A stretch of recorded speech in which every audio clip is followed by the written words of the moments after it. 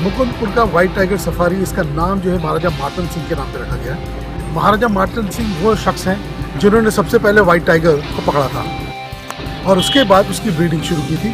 मैं हूँ मुकुंदपुर के व्हाइट टाइगर सफारी में। यहाँ पे जू भी है, हिरन है, चीते हैं, भालू है और भी बहुत कुछ है।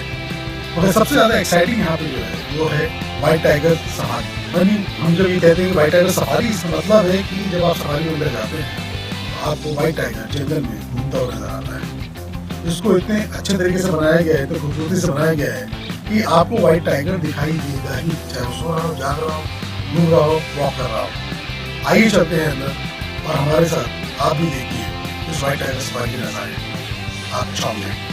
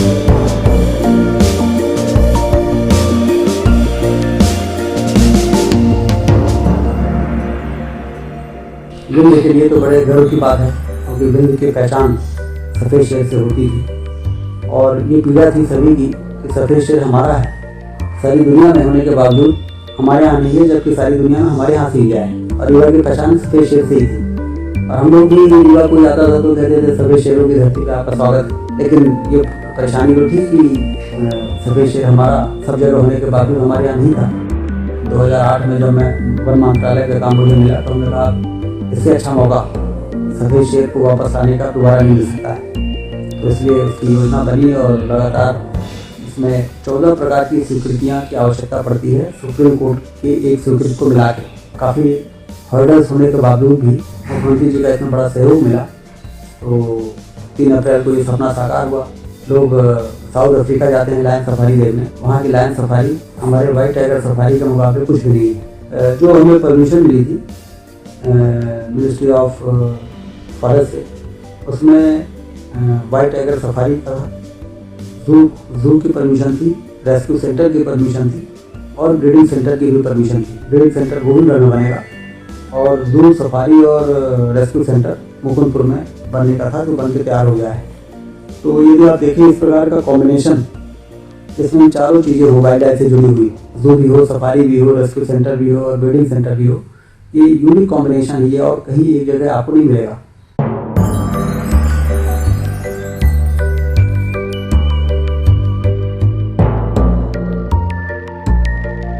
बचपन से सुनते थे white tiger reviews about Mohan and everything, तो we were like really excited कि क्या होगा कैसा होगा। I went a week ago only, so I went. It was like really interesting and we were very happy. Like finally our white tiger is back. हम लोगों ने देखा है बचपन से कि खजुराहो आने वाला विदेशी टूरिस्ट बनारस जाता है तो रीवा मिडवे में है। तो इसलिए जब ये रोड अच्छी हो जाएगी 4 लेन की तो अंग्रेज़ों से भरी हुई जो बसें हैं वो भी रीवा में रुका करेगी, जिससे कि डोमेस्टिक टूरिस्ट का भी और फॉरेन टूरिस्ट का भी इनफ्लो इन सड़कों के माध्यम से भी बहुत तेज़ी से बढ़ेगा। मैं आपने बहुत अच्छा बात कही कि टूरिज्म के लिए बहुत ज़रूरी है कि एक तो आसानी से लोग पहुँच सके, दूसरा उनके रुकने की अच्छी व्यवस्था। एक टूरिज्म डिपार्टमेंट की ओर से कैफेटेरिया सामने बन रहा है लगभग 1.25 करोड़ रुपये का। तो मार्च एंड अप्रैल में बन के तैयार हुआ, इनॉग्रेट हो जाएगा। प्राइवेट सेक्टर में बहुत तेज़ी से आ रहा है। व्हाइट टाइगर सफारी के ठीक सामने एक प्राइवेट सेक्टर की ओर से भी एक व्हाइट टाइगर रिजॉर्ट बन के तैयार हुआ है, जिसमें स्विस कॉटेज वगैरह हैं और रेस्टोरेंट वगैरह हैं। होटल तो बड़ी तेज़ी से रीवा में आ रहे हैं। जिस तरह से रीवा डेवलप हो रहा है, बहुत ही अच्छे अच्छे होटल्स प्राइवेट सेक्टर के भी आ रहे हैं। एमपीटी का भी होटल आ गया है और इस व्हाइट टाइगर सफारी के कारण एक 5 स्टार होटल भी रीवा में बनना शुरू हुआ है। तो रेडिसन जैसे ग्रुप भी अब यहाँ पर आने लगे हैं। तो टूरिज़्म के बढ़ने की आने वाले समय में अपार संभावना है। एयरपोर्ट अथॉरिटी की टीम रीवा आ चुकी है। उन्होंने फिजिबिलिटी स्टडी कराई। फिजिबिलिटी स्टडी के लिए जो राशि की जरूरत थी स्टेट गवर्नमेंट ने उनको दिया और फिजिबिलिटी स्टडी में उन्होंने रीवा को एयरपोर्ट बनाने के लिए बड़ा फिट केस माना है। अब मार्ग प्रशस्त हो गया है कि यहाँ पर एक हवाई अड्डा बनेगा जो महानगर से सीधे रीवा को जोड़ेगा। वर्तमान में यहाँ 2 सेट हैं। एक यहाँ